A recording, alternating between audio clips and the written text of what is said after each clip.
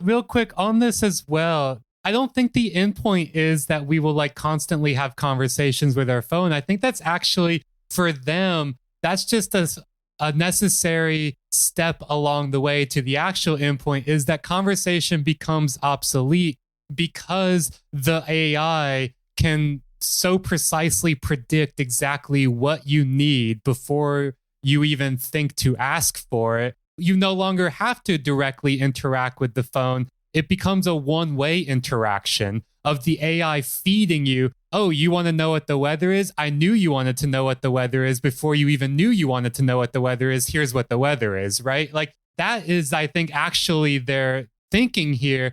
This is why, all these models are predictive models to varying degrees, whether it's predicting what the next token in a linguistic chain is, or it's predicting what somebody wants, out of a search result, or it's predicting what you want before you know that you want it. Like that's their actual mindset here. Is not that it becomes this like constant companion that you're chattering away with all day, every day. Instead, it becomes this thing that makes chattering away obsolete because it's feeding you information that you then just receive. So there are a couple other sides of that. Number one, I think the other side of the multimodal model is, yes, there is the one that individuals will use as consumers. I take your point, Jathan, as well, that like, and this is especially true if you look at the other companies, Microsoft and Google especially, whose all their new product announcements are just like, let us intrude in more of your life. Give us access to everything, and we'll let you search your own photos or whatever. But the other side of it as well, and we talk about companies like this in the show quite a bit, is people who are trying to turn this into like industrial functions. Like right now, there are a lot of companies who are trying to build something like some kind of a ChatGPT Omni type interface for like warehouse robots, so that you can have a robot that quote unquote sees.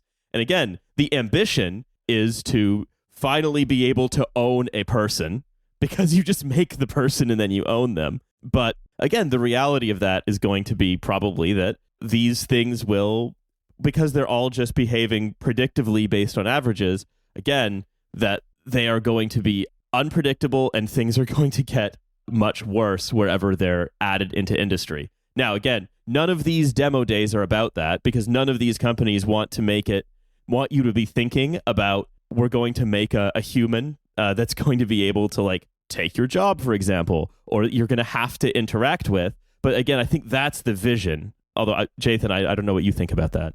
Obviously, with these demo days, like, we have to talk about them, but not because they're actually revealing something about what technology is going to be like, but more because they're revealing something about what these companies desire, what goals they're working toward. But we always have to keep in mind that this shit doesn't work, and it's not going to work in anything like the kind of these totalistic visions that we're laying out. Those are not predictions or prophecies of what's going to pass. These are more us explaining the imaginary and the desires that power these technology companies. In reality, it's not going to look like Brave New World or 1984, right? This super totalistic and really highly effective kind of dystopia. My touchstone for this is always something more like Philip K. Dick and Paul Verhoeven. Is dystopian because nothing fucking works, but people still keep shoving it down your throat and still keep giving it power and authority, right? It's Ed 209. It's the robot that doesn't disarm when you tell it to disarm, and thus it shoots up the boardroom. I mean, inshallah. I've got to shoot up the boardroom. I've got PTSD. I've got to do it. That's what I think we always have to keep in mind here, is that reality exists in the gap between the present and the future that these companies want to reach. But that doesn't mean that the consequences are no less material just because we have a lot of AI slop rather than some shiny, highly effective interface. In fact, I think it's more consequential because they treat the slop as if it is highly effective, totalizing, and perfect. So based on what you're talking about, right, we'll move on to sort of Google in a second, right?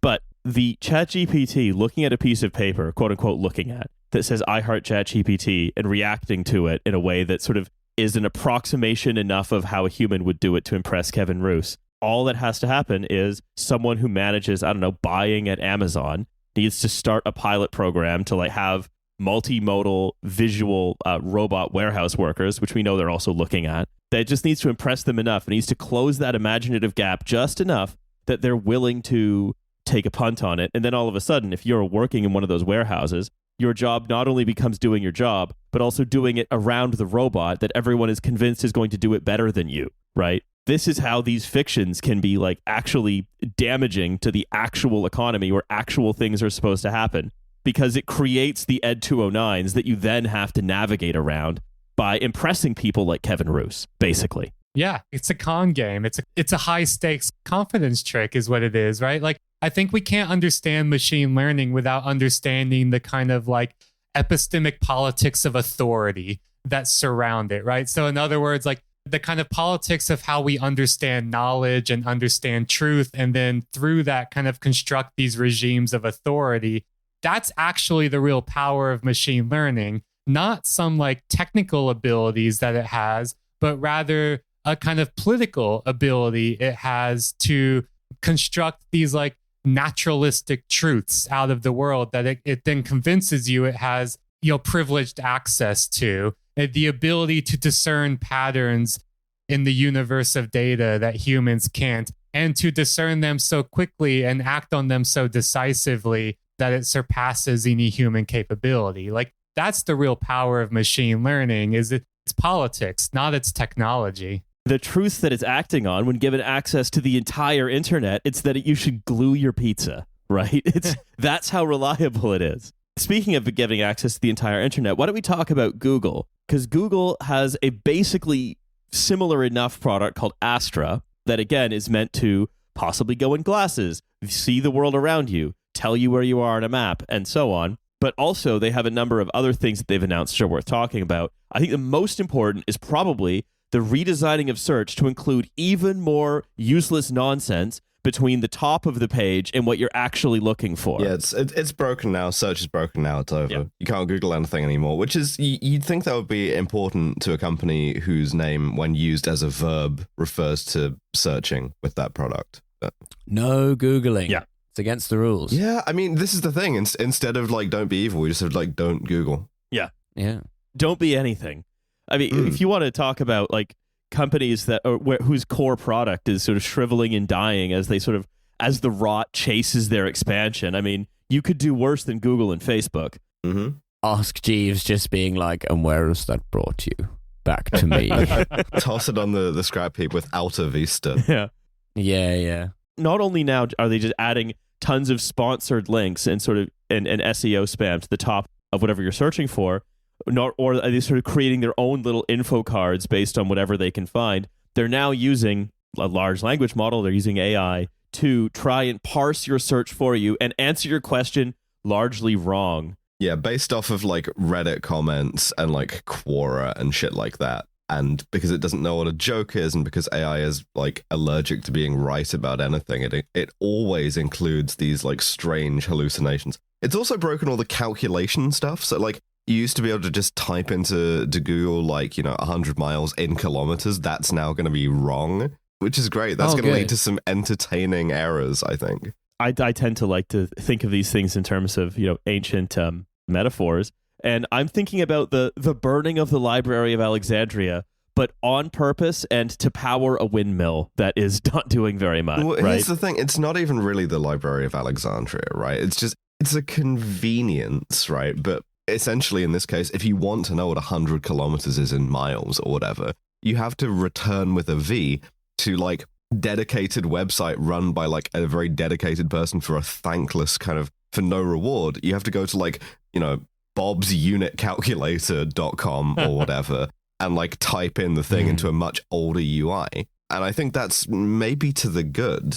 In that sense, yes, but I more mean that the thing that indexed all of that information, or the thing that most people use to index all of that information, and trying to continue to squeeze more growth, more value, but more out of this by either becoming flashier to investors or more valuable to advertisers, is slowly burning the thing that allowed all of that information to be indexed in the first place. Yeah, I mean, I guess it's not a great thing, right? But like in this analogy, I guess I'm saying it is still quite easy for you to, instead of going to the Library of Alexandria, to fuck off to the monasteries, you know, or whatever, and like go find their copy of, you know, the Name of the Rose or whatever the fuck. I guess it's just a shame that the sort of sum total of human knowledge to this point was entrusted to the thing that's incentivized to interpose itself in as many places as possible to try and digest it for you or show you something else that someone has paid to show you. Mm. I've had to go to the monastery atop Mount Athos to find Bob from Bob's unit converter to be like, we need you back. You've got to come out of retirement for one last job. When we needed him most, he vanished.